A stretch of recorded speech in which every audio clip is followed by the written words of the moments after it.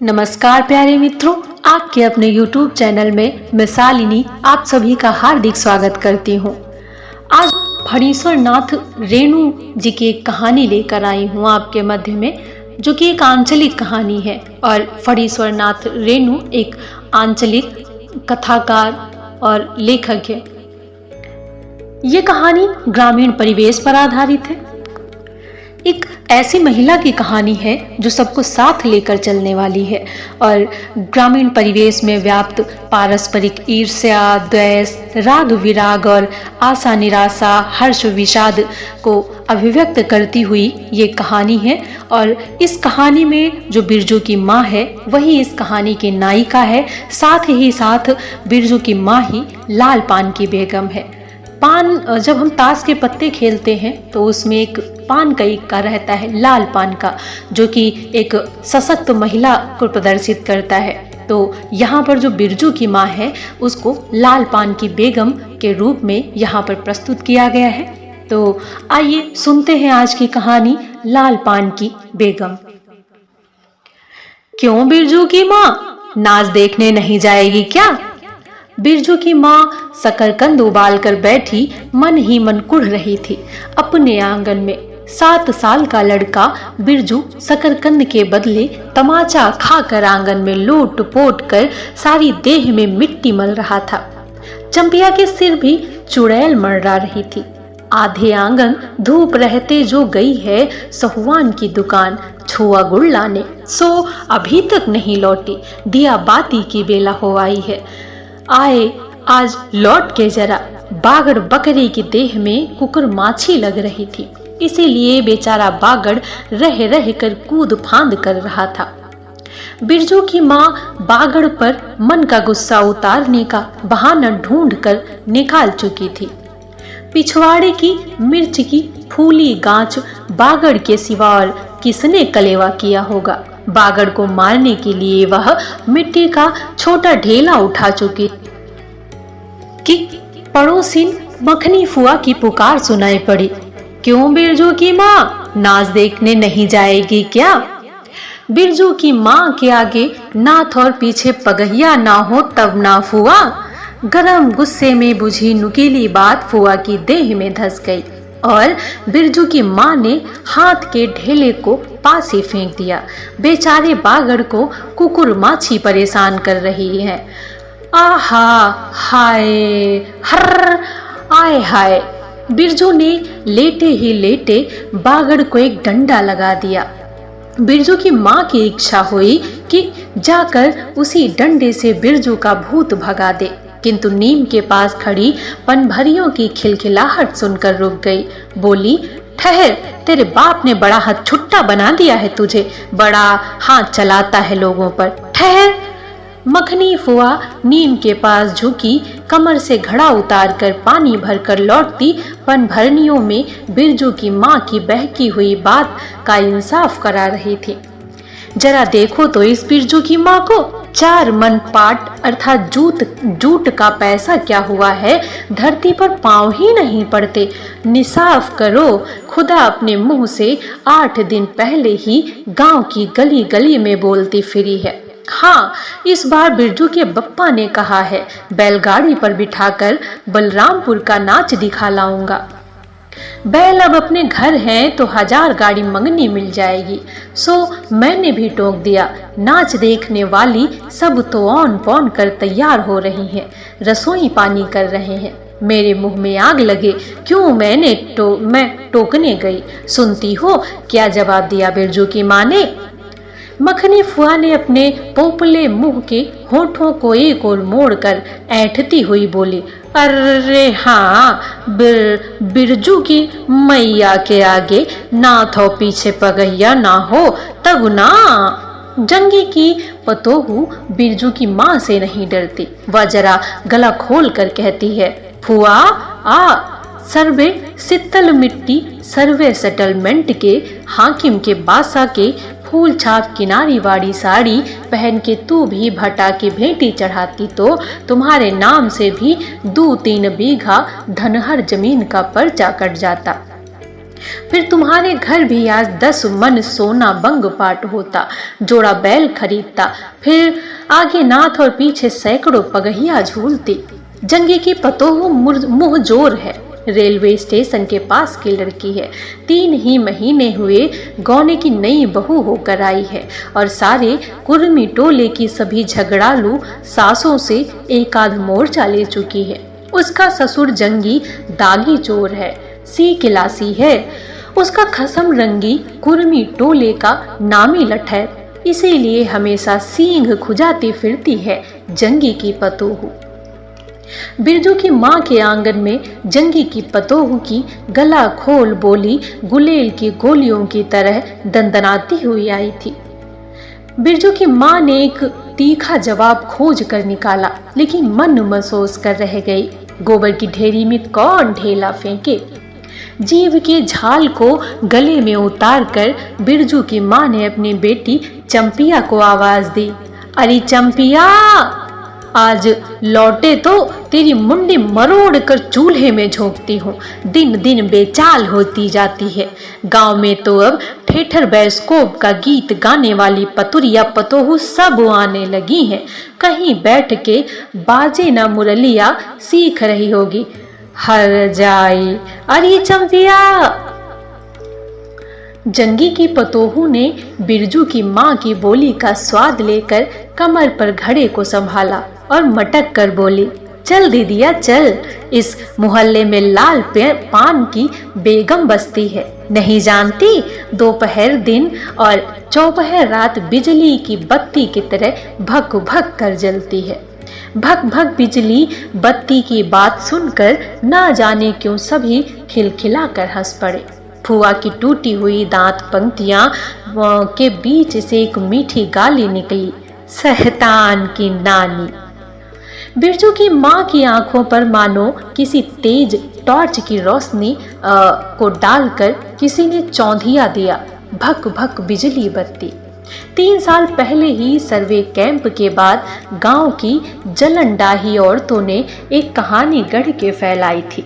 चंपिया की माँ के आंगन में रात भर बिजली बत्ती भुक भुकाती थी। चंपिया की माँ के आंगन में नाक वाले जूते की छाप घोड़ों के टाप की तरह जलो जलो और जलो। चंपिया की माँ के आंगन में चांदी के जैसे पाट सूखते देखकर जलने वाले सब औरतें खलिहानों पर सोनोली धान की बोझों को देखकर बैंगन का भुरता हो जाएंगी।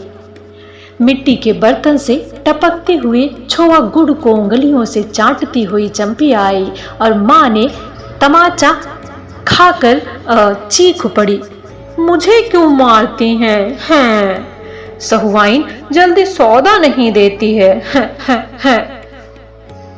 सहुआइन जल्दी सौदा नहीं देती कि नानी? एक सहुआइन की दुकान पर मोती झरते हैं जो जड़ गाड़ कर बैठी हुई थी। बोल, गले पर लात देकर कल्ला तोड़ दो, हर जाए। जो फिर कभी बाजे न मुरलिया गाते सुना, चाल सीखने जाती है टीसन की छोकरियों से। बिरजू की माँ ने चुप होकर अपनी आवाज अंदाजी कि उसकी बात जंगी के झोपड़े तक साफ साफ पहुंच गई होगी। बिरजू बीती हुई बातों को भूलकर उठ खड़ा हुआ था और धूल झाड़ते हुए बर्तन से टपकते गुड़ को ललचाई निगाहों से देखने लगा था। दीदी के साथ वह भी दुकान जाता तो दीदी उसे भी गुड़ चटाती जरूर। वह शकरकंद के लोभ में रहा और मांगने पर माने शकरकंद के बदले, ए मैया, 1 उंगली गुड़ दे दे। बिरजू ने तलहटी फैलाई, दे देना मैया, रत्ती भर, 1 रत्ती भर। 1 रत्ती क्यों? उठा के बर्तन ही फेंक आती हूँ पिछवाड़े में, जाके चाटना। नहीं बनेगी मीठी रोटी। मीठी रोटी खाने का मोह होता है। बिरजू की माँ ने उबले शकरकंद का सूप रोती हुई चंपिया के सामने रखते हुए कहा, बैठ के छील के उतार, नहीं तो अभी तो। 10 साल की चंपिया जानती है शकरकंद छीलते समय कम से कम 12 बार माँ उसे बाल पकड़कर झकझोरेगी, छोटी छोटी खोट निकालकर गालियां देगी। पांव फैला के क्यों बैठी है? उस तरह बैठ, बेलज्जी। चंपिया माँ के गुस्से को जानती है। बिरजू ने इस मौके पर थोड़ी सी खुशामद करके देखा। मैया, मैं भी बैठकर शकरकंद छीलूं? नहीं, माँ ने झिड़की दी। एक शकरकंद छीलेगा और 3 पेट में। जाके सिद्धू की बहू से कहो 1 घंटे के लिए कढ़ाई मांग कर ले गई तो फिर लौटाने का नाम नहीं। जा जल्दी। मुंह लटका कर आंगन से निकलते निकलते बिरजू ने शकरकंद और गुड़ पर निगाहें दौड़ाई। चंपिया ने अपने झबरे केस की ओर से माँ की ओर देखा और नजर बचाकर चुपके से बिरजू की ओर एक शकरकंद फेंक दिया। बिरजू भागा। सूरज भगवान डूब गए, दिया बत्ती की बेला हो आई। अभी तक गाड़ी। चंपिया बीच में ही बोल उठी, कोयरी टोले में किसी ने गाड़ी नहीं दी मैया। बप्पा बोले माँ से कहना सब ठीक ठाक करके तैयार रहे, मरदहिया टोले के मियाँ जान की गाड़ी लेने जा रहा हूँ। सुनते ही बिरजू की माँ का चेहरा उतर गया, लगा छाते की कमानी उतर गई घोड़े से अचानक। कोयरी टोले में किसी ने गाड़ी मंगनी नहीं दी, तब मिल चुकी गाड़ी। जब अपने गांव के लोगों की आंख में पानी नहीं तो मरदहिया टोले के मियाँ जान की गाड़ी का क्या भरोसा। न 3 में न 13 में। क्या होगा शकरकंद छीलकर रख दे उठा के। ये मर्द नाच दिखाएगा, बैलगाड़ी पर चढ़कर नाच दिखाने ले जाएगा। ढल चुकी चल चुकी बैलगाड़ी, देख चुकी जी भर नाच। पैदल जाने वाले सब पहुंचकर पुराने हो चुके होंगे। बिरजू छोटी कढ़ाई सिर पर औंधा कर वापस आया। देख दीदिया, मलेटरी टोपी, इस पर 10 लाठी मारने पर भी कुछ नहीं होता। चंपिया चुपचाप बैठी रही, कुछ बोली नहीं, जरा सी मुस्कुराई भी नहीं। बिरजू ने समझ लिया मैया का गुस्सा अभी उतरा नहीं है पूरे तौर से। मड़ैया के अंदर से बागड़ को बाहर भगाती हुई बिरजू की माँ बड़बड़ाई, कल ही पचकौड़ी कसाई के हवाले करती हूँ राकस तुझे, हर चीज में मुंह लगाएगा। चंपिया बांध दे बागड़ को, खोल दे गले की घंटी, हमेशा टुनुर टुनुर मुझे जरा नहीं सुहाता है। टुनुर टुनुर सुनते ही बिरजू को सड़क से जाती हुई बैलगाड़ी की याद हो आई। अभी बबुआन टोले की गाड़ियां नाच देखने जा रही थी। झुनुर झुनुर बैलों की झुमकी तुमने बेसी बकबक मत करो, बागड़ के गले में झुमकी खोलती बोली चंपिया। चंपिया डाल दी चूल्हे में पानी, बप्पा आवे तो कहना कि वो अपने उड़न जहाज पर चढ़कर नाच देख आए। मुझे नाच देखने का शौक नहीं है, मुझे जगैया मत कोई, मेरा माथा दुख रहा है। मड़ैया के उसारे पर बिरजू ने फिसफिसा के पूछा, क्यों दीदिया, नाच में उड़न जहाज भी उड़ेगा? चटाई पर कथरी ओढ़कर बैठती हुई चंपिया ने बिरजू को चुपचाप अपने पास बैठने का इशारा किया।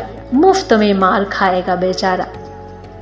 बिरजू ने बहन की कथरी में हिस्सा बांटते हुए चुक्की मुक्की लगाई। जाड़े के समय इस तरह घुटने पर ठुड्डी रखकर चुक्की मुक्की लगाना सीख चुका है वह। उसने चंपिया के कान के पास मुंह ले जाकर कहा, हम लोग नाच देखने नहीं जाएंगे, गांव में एक भी पंछी नहीं है, सब चले गए। चंपिया को दिल भर भी भरोसा नहीं। संझा तारा डूब रहा है, बप्पा अभी तक गाड़ी लेकर नहीं लौटे। 1 महीना पहले से ही मैया कहती थी बलरामपुर के नाच के दिन मीठी रोटी बनाएगी, चंपिया छीट की साड़ी पहनेगी, बिरजू पैंट पहनेगा बैलगाड़ी पर चढ़कर। चंपिया की भीगी पलकों पर एक बूंद आंसू आ गया। बिरजू का भी दिल भर आया। उसने मन ही मन में इमली पर रहने वाले जिन बाबा को एक बैंगन कबूला। गाछ का सबसे पहला बैंगन उसने खुद जिसे पौधा को रोपा है। जल्दी से गाड़ी लेकर बप्पा को भेज दो जिन बाबा। मड़ैया के अंदर बिरजू की माँ चटाई पर पड़ी करवटें ले रही थी। ओह, पहले से किसी बात का मंसूबा नहीं बांधना चाहिए किसी को। भगवान ने मंसूबा तोड़ दिया। उसको सबसे पहले भगवान से पूछना है, यह किस चूक का फल दे रहे हो भोला बाबा? आप जानते हो उसने किसी देवता पितर की मनौती बाकी नहीं रखी। सर्वे के समय जमीन के लिए जितनी मनौतियां की थी ठीक ही तो महावीर जी का रोट तो बाकी ही है। हाय रे देव, भूल चूक माफ करो महावीर बाबा, मनौती दूनी करके चढ़ाएगी बिरजू की माँ। बिरजू की माँ के मन में रह रह कर जंगी की पतोह की बातें चुभती हैं। भक भक बिजली बत्ती, चोरी चमारी करने वाली की बहू पतोहू जलेगी नहीं। 5 बीघा जमीन क्या हासिल की है बिरजू के बप्पा ने। गांव की भाई खौकियों की आंखों में किरकिरी पड़ गई है। खेत में पाट लगाकर देखकर गांव के लोगों की छाती फटने लगी। धरती फोड़ कर पाट लगा है। बैसाखी बादलों की तरह उमड़ते आ रहे हैं पाट के पौधे। तो अलान तो फलान, इनकी आंखों की धार भला फसल सहे। जहां 15 मन पाट होना चाहिए, सिर्फ 10 मन पाट कांटा पर तौल के ओजन हुआ भगत के यहाँ। इसमें जलने की क्या बात है भला। बिरजू के बप्पा ने तो पहले ही कुर्मी टोली के एक एक आदमी को साझा करके समझा करके कहा, जिंदगी भर मजदूरी करते रह जाओगे, सर्वे का समय हो रहा है, लाठी करो।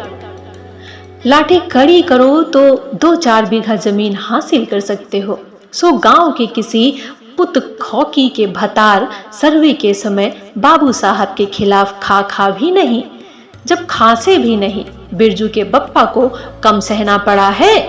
बिरजू साहेब गुस्से के सर्कस नाच के बाघ की तरह उमड़ते रह गए। उनका बड़ा बेटा घर में आग लगाने की धमकी देकर गया। आखिर बाबू साहेब ने अपने सबसे छोटे लड़के को भेजा। बिरजू की माँ को मौसी कह के पुकारा। ये जमीन बाबूजी ने मेरे नाम से खरीदी थी। मेरी पढ़ाई लिखाई उस जमीन की उपज से चलती है। और भी कितनी बातें। खूब मोहना जानता है। उत्ता सा जरा सा लड़का जमींदार का बेटा है कि। चंपिया, बिरजू सो गया क्या? यहाँ आजा बिरजू अंदर। तू भी आजा चंपिया, भला आदमी आए तो एक बार आज। बिरजू के साथ चंपिया अंदर चली गई। ढिबरी बुझा दे, बप्पा बुलाए तो जवाब मत देना, खपच्ची गिरा दे। भला आदमी रे, भला आदमी, मुंह देखो जरा इस मर्द का। बिरजू की माँ दिन रात मंझाना देती रहती तो ले चुके थे जमीन। रोज आकर माथा पकड़ के बैठ जाएं, मुझे जमीन नहीं लेनी है बिरजू की माँ, मंजूरी ही अच्छी है। जवाब देती थी बिरजू की माँ खूब सोच समझ के। छोड़ दो, जब तुम्हारा कलेजा ही स्थिर नहीं होता है तो क्या होगा। जोरू जमीन जोर के, नहीं तो किसी और के। बिरजू के बाप पर बहुत तेजी से गुस्सा चढ़ता ही जाता है। बिरजू की माँ का भाग ही खराब है जो ऐसा गोबर गणेश घरवाला उसे मिला। कौन सा शौक मिजाज दिया है उसके मर्द ने। कोल्हू की बैल की तरह खट कर सारी उम्र काट दी इसके यहाँ। कभी एक पैसे की जलेबी भी ला कर दी है उस खसम ने। पाट का दाम भगत के यहाँ से लेकर 12 ही बाहर बैल हट्टा चले गए। बिरजू की माँ को एक बार नमरी लोट देखने भी नहीं दिया आंख से। बैल खरीद लाए। उसी दिन से गांव में ढिंढोरा पिटने लगा। बिरजू की माँ इस बार बैलगाड़ी पर चढ़कर जाएगी नाच देखने। दूसरे की गाड़ी के भरोसे नाच दिखाएगा। अंत में उसने अपने आप पर क्रोध हुआया। वह खुद भी कुछ कम नहीं। उसकी जीभ में आग लगे। बैलगाड़ी पर चढ़कर नाच देखने की लालसा किसी कुसुमय में उसके मुंह से निकली थी। भगवान जाने आज फिर सुबह से दोपहर तक किसी न किसी बहाने उसने 18 बार बैलगाड़ी पर नाच देखने की चर्चा छेड़ी है। लो खूब देखो नाच, कथरी के नीचे दुसाले का सपना। कल भोरे पानी भरने के लिए जब जाएगी, पतली जीभ वाली पतुरिया सब हंसती हंसती आएंगी जाएंगी। सभी जलते हैं उससे। हाँ भगवान, दाढ़ी जार भी, 2 बच्चों की माँ होकर भी वह जस की तस है। उसका घरवाला भी उसकी बात में रहता है। वह बालों में गरनी का तेल डालती है। उसकी अपनी जमीन है किसी के पास ऐसी घूर जमीन भी अपने इस गांव में? जलेंगे नहीं। 3 बीघे में धान लगा हुआ है। अगहनी लोगों की बिख दीठ से बचे तब तो। बाहर बैलों की घंटियां सुनाई पड़ी। तीनों सतर्क हो गए, उत्कर्ण होकर सुनते रहे। अपने ही बैलों की घंटी है, क्यों रे चंपिया?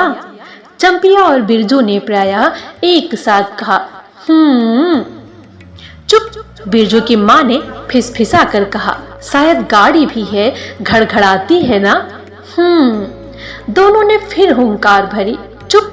गाड़ी नहीं है तो चुपके से टट्टी में छेद करके देखा चंपी, भाग के चुपके चुपके। चंपिया बिल्ली की तरह हौले हौले पांव से टट्टी के छेद से झांक आई। हाँ मैया, गाड़ी भी है। बिरजू हड़बड़ा कर उठ बैठा। उसकी माँ ने उसका हाथ पकड़कर सुला दिया। बोले मत। चंपिया भी गुदड़ी के नीचे घुस गई। बाहर बैलगाड़ी खोलने की आवाज हुई। बिरजू के बाप ने बैलों को जोर से डांटा। हाँ, आ गए घर। घर आने के लिए छाती फटी जाती थी। बिरजू की माँ ताड़ गई। जरूर मरदहिया टोले के गांजे की चलम चढ़ रही थी। आवाज तो बड़ी खनकती हुई निकल रही है। चंपिया! बाहर से पुकार कर उसके बाप ने बैलों को घास दे दे चंपिया। हाँ चंपिया। अंदर से कोई जवाब नहीं आया। चंपिया के बाप ने आंगन में आकर देखा तो न रोशनी, न चिराग, न चूल्हे में आग। बात क्या है? नाच देखने उतावली होकर पैदल ही चली गई क्या? बिरजू के गले में खसखसाहट हुई और उसने रोकने की पूरी कोशिश भी की, लेकिन खांसी जब शुरू हुई तो पूरे 5 मिनट तक वह खांसता रहा। बिरजू, बेटा बिरजमोहन! बिरजू के बाप ने पुचकार कर बुलाया। मैया गुस्से के मारे सो गई क्या? अरे अभी तो लोग जा ही रहे हैं। बिरजू की माँ के मन में आया कि कस कर जवाब दे। नहीं देखना है नाच, लौटा दो गाड़ी। चंपिया! हाँ, उठती क्यों नहीं? ले, धान की पंचसीख रख दे। धान की बालियों का छोटा झब्बा झोपड़े के उसारे पर रखकर उसने कहा, दिया बालो। बिरजू की माँ उठकर उसारे पर आई। 1.5 पहर रात को गाड़ी लाने की क्या जरूरत थी? नाच तो अब खत्म हो रहा होगा। ढिवरी की रोशनी में धान की बालियों का रंग देखते ही बिरजू की माँ का मन का मैल सब दूर हो गया। धानी रंग उसकी आंखों में उतरकर रोम रोम में घुलने लग गया। नाच अभी शुरू भी नहीं हुआ होगा। अभी अभी बलरामपुर के बाबू के संपनी गाड़ी मोहनपुर होटल बंगला से हाकिम साहब को लाने गई है। इस साल आखिरी नाच है। पंचसीस टट्टी में खोस दे, अपने खेत का है। अपने खेत का? हुलसाती हुई बिरजू की माँ ने पूछा। पक गए धान? नहीं, 10 दिन में अगहन चढ़ते चढ़ते लाल होकर झुक जाएंगी सारी खेत की बालियां। मलदहिया टोली पर जा रहा था। अपने खेत में धान देखकर आंखें जुड़ा गई। सच कहता हूँ, पंचसीस तोड़ते समय उंगलियां कांप रही थी मेरी। बिरजू ने धान की एक बाली से एक धान लेकर मुंह में डाल लिया और उसकी माँ ने हल्की डांट दी। कैसा लुक्कड़ है रे तू? इन दुश्मनों के मारे कोई नेम धर्म बचे। क्या हुआ? डांटती क्यों है? नवान्न के पहले ही नया दान जुटा दिया, देखते नहीं? अरे इन सब लोगों का सब कुछ माफ है। चिरई चुनमुन है ये लोग। दोनों के मुंह में नवान्न के पहले नया अन्न ना पड़े। इसके बाद चंपिया ने भी धान की बाली से 2 धान लेकर दांतों तले दबाया। ओ मैया, इतना मीठा चावल! और गमकता भी है ना दीदिया? बिरजू ने फिर मुंह में धान लिया। रोटी पोटी तैयार कर चुकी क्या? बिरजू के बाप ने मुस्कुरा कर पूछा। नहीं, मान भरे सुर में बोली बिरजू की माँ। जाने का ठीक ठिकाना नहीं और रोटी बनाती। वाह, खूब हो तुम। जिसके पास बैल है उसे गाड़ी मांगे नहीं मिलेगी भला। गाड़ी वालों को भी कभी बैल की जरूरत होती है। पूछूंगा तब कोई टोलो वालों से। ले जल्दी रोटी बना ले, देर नहीं होगी। अरे टोकरी भर रोटी तो तू पलक मारते बना देती है। 5 रोटियां बनाने में कितनी देर लगेगी?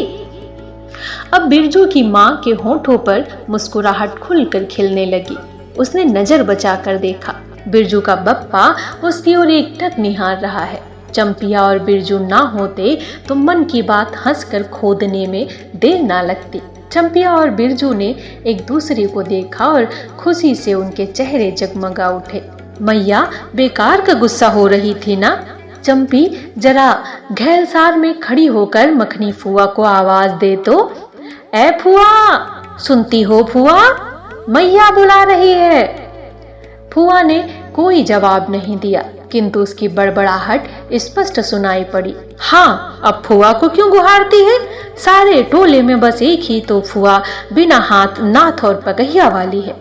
अरे फुआ, बिरजू की माँ ने हंसकर जवाब दिया। उस समय बुरा मान गई थी क्या? नाथ पगहिया वाले को आकर देखो, दोपहर रात में गाड़ी लेकर आया है। आ जाओ फुआ, मैं मीठी रोटी पकाना नहीं जानती। फुआ कांखती खांसती आई। इसी के घड़ी पहर दिन रहते ही पूछ रही थी कि नाच देखने जाएगी क्या? कहती तो मैं पहले से ही अपनी अंगीठी यहाँ सुलगा जाती। बिरजू की माँ ने फुआ को अंगीठी दिखा दी और कहा, आज घर में अनाज दाना वगैरह तो कुछ है नहीं, एक बागड़ है और कुछ बर्तन बासन, सो रात भर के लिए यहाँ तंबाकू रख जाती हूँ। आप हुक्का ले आई हो ना फुआ? फुआ को तंबाकू मिल जाए तो रात भर क्या, 5 रात बैठ कर जाग सकती है फुआ। फुआ ने अंधेरे में टटोल कर तंबाकू का अंदाजा किया। ओहो, हाथ खोल कर तंबाकू रखा है बिरजू की माँ ने, और एक वाह सहुआइन, राम कहो, उस रात को अफीम की गोली की तरह एक मटर भर तंबाकू रख कर चली गई। गुलाबाग मेले में कह गई कि डिब्बे भर तंबाकू है। बिरजू की माँ चूल्हा सुलगाने लगी। चंपिया ने शकरकंद को मलकर गोले बनाए और बिरजू सिर पर कड़ाई औंधा कर अपने बाप को दिखलाने लगा। मलेट्री टोपी, इस पर 10 लाठी मारने पर भी कुछ नहीं होगा। सभी ठट्ठा कर हंस पड़े। बिरजू की माँ हंसकर बोली, ताखे पर 3-4 मोटे शकरकंद हैं, दे दे बिरजू को चंपिया, बेचारा शाम से ही। बेचारा मत कहो मैया, खूब सचारा है। अब चंपिया चहकने लगी, तुम क्या जानो कथरी के नीचे मुंह क्यों चल रहा था बाबू साहब का। ही। बिरजू के टूटे दांतों की फांक से बोली निकली, ब्लैक मार्टिन में 5 शकरकंद खा लिया, हा। सभी फिर ठट्ठा कर हंस पड़े। बिरजू की माँ ने फुआ का मन रखने के लिए पूछा, एक कनवा गुड़ है, आधा दूं फुआ? फुआ ने गदगद होकर कहा, अरे शकरकंद तो खुद मीठा होता है, उतना क्यों डालेगी? जब तक दोनों बैल दाना घास खाकर एक दूसरे की देह को जीभ से चाटे, बिरजू की माँ तैयार हो गई। चंपिया ने छीट की साड़ी पहनी और बिरजू बटन के अभाव में पैंट पर पटसन की डोरी बंधवाने लगा। बिरजू की माँ ने आंगन से निकलकर गांव की ओर कान लगाकर सुनने की चेष्टा की।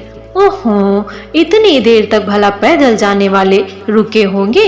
पूर्णिमा का चांद सिर पर आ गया है। बिरजू की माँ ने असली रूपा का मांग टिक्का पहना है आज पहली बार। बिरजू के बप्पा को क्या हो गया है? गाड़ी जोतता क्यों नहीं? मुंह की ओर एक टक देख रहा, मानो नाच की लाल पान की। गाड़ी पर बैठते ही बिरजू की माँ की देह में एक अजीब गुदगुदी लगने लगी। उसने बांस की बल्ली को पकड़कर कहा, गाड़ी पर अभी तो बहुत जगह है, जरा दाहिने सड़क से गाड़ी हाँकना। बैल जब दौड़ने लगे और पहिया जब चूं चूं कर घरघराने लगी तो बिरजू से नहीं रहा गया। उड़न जहाज की तरह उड़ाओ बप्पा। गाड़ी जंगी के पिछवाड़े पहुंची। बिरजू की माँ ने कहा, जरा जंगी से पूछो ना, उसकी पतोहू नाच देखने चली गई क्या? गाड़ी के रुकते ही जंगी के झोपड़े से आती हुई रोने की आवाज से स्पष्ट हो गया। बिरजू के बप्पा ने पूछा, अरे जंगी भाई, काहे कन्न रोहट हो रहा है आंगन में? जंगी घूर ताप रहा था। बोला, क्या पूछते हो? रंगी बलरामपुर से लौटा नहीं, पतोहिया नाच देखने कैसे जाए? आसरा देखते देखते उधर गांव की सभी औरतें चली गईं। अरे टीसन वाली तो रोती है काहे? बिरजू की माँ ने पुकार कर कहा, आजा झट से कपड़ा पहनकर, सारी गाड़ी पड़ी हुई है, बेचारी, आजा जल्दी। बगल से झोपड़े से राधे की बेटी सुनरी ने कहा, काकी गाड़ी में जगह है, मैं भी आ जाऊंगी। बांस की झाड़ी से उस पार लरेना खवास का घर है। उसकी बहू भी नहीं गई है। गिलट की झुमकी पहनकर झमकती आ रही है। आजा, जो बाकी रह गई हैं सब आ जाएं जल्दी। जंगी की पतोहू, लरेना की बीबी और राधे की बेटी सुनरी तीनों गाड़ी के पास आ गई। बैल ने पिछला पैर फेंका। बिरजू के बप्पा ने एक भद्दी गाली दी। साला, लताड़ मारकर लंगड़ी बनाएगा पतोहू को। सभी ठट्ठा कर हंस पड़े। बिरजू के बाप ने घूंघट में झुकी दोनों पतोहुओं को देखा। उसे अपने खेत की झुकी बालियों की याद आ गई। जंगी की पतोहू का गौना 3 मास पहले ही हुआ है। गौने की रंगीन साड़ी के से कड़वे तेल और लठवा सिंदूर की गंध आ रही है। बिरजू की माँ को अपने गौने की याद आ गई। उसने कपड़े की गठरी से 3 मीठी रोटियां निकाल कर कहा, खा ले एक एक करके। सिमराह के सरकारी कूप में पानी भी पी लेना। गाड़ी गांव से बाहर होकर धान के खेतों के बगल से जाने लगी। चांदनी कार्तिक की खेतों से धान के झड़ते फूलों की गंध आती है। बांस की झाड़ी में कहीं दुधी की लता फूली है। जंगी की पतोहू ने एक बीड़ी सुलगाकर बिरजू की माँ की ओर बढ़ाई। बिरजू की माँ को अचानक याद आई, चंपिया, सुनरी को, लरेना की बीबी और जंगी की पतोहू, ये चारों ही गांव में बैस्कोप का गीत गाना जानती है खूब। गाड़ी के लिए धान के खेतों के बीच कर होकर गई। चारों ओर गौने की साड़ी की खसखसाहट जैसी आवाज होती है। बिरजू की माँ के माथे के मांग टिक्के पर चांदनी छिटकती है। अच्छा, अब एक बैस्कोप का गीत तो गा दे चंपिया। डरती है काहे? जहां भूल जाओगी बगल में मास्टरनी बैठी है। दोनों पतोहुओं ने तो नहीं, किंतु चंपिया और सुनरी ने खखार कर गला साफ किया। बिरजू के बाप ने बैलों को ललकारा, चल भैया और जरा जोर से गा रे चंपिया, नहीं तो मैं बैलों को धीरे धीरे चलने को कहूंगा। जंगी की पतोहू ने चंपिया के कान के पास घूंघट ले जाकर कुछ कहा और चंपिया ने धीमे से शुरू किया, चंदा की चांदनी।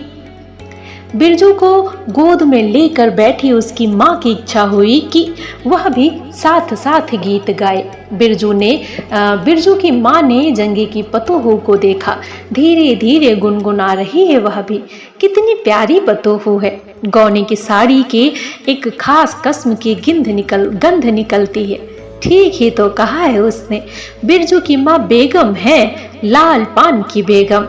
यह तो कोई बुरी बात नहीं है। हाँ, वह सचमुच लाल पान की बेगम है। बिरजू की माँ ने अपनी नाक पर दोनों ओर आंखों को केंद्रित करने की चेष्टा करके अपने रूप की झांकी ली। लाल साड़ी की झिलमिल किनारी, मांग टिक्का चांद पर। बिरजू की माँ के मन में अब कोई लालसा नहीं है। उसे नींद आ रही है। कहानी यहीं पर समाप्त होती है। आज की कहानी आपको कैसी लगी कमेंट के माध्यम से हमें अवश्य बताइएगा। साथ ही साथ वीडियो को अधिक से अधिक संख्या में लाइक करें, अधिक से अधिक लोगों को शेयर करें और अगर चैनल को सब्सक्राइब नहीं किया है तो अवश्य सब्सक्राइब कर लें। कहानी सुनने के लिए आप सभी का धन्यवाद।